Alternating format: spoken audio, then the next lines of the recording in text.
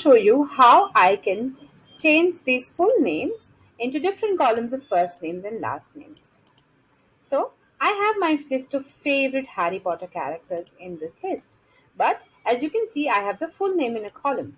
But I need them in the first name and the last name columns separately. So I'm going to start doing them separately like this, manually. But there's a better way to do this, and that's what I'm going to show you today. Now, to do this, what I need to do is I need to highlight all the columns that I want to separate. Then I will go into the data section here and click on text to columns.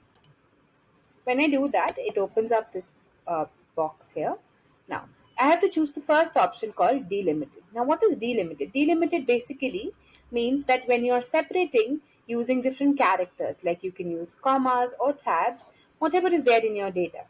Now, if you see here, every name has a space bar in the center. Okay, so wherever I find a space bar or wherever the computer finds a space bar, it's going to separate it.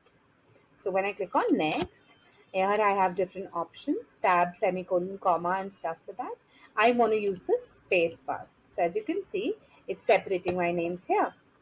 Now I click on next and it is telling me my destination. So I'm going to delete this and I am going to select the area where I want to start the delimiting. And voila, let's click on finish and see. There you go, magic.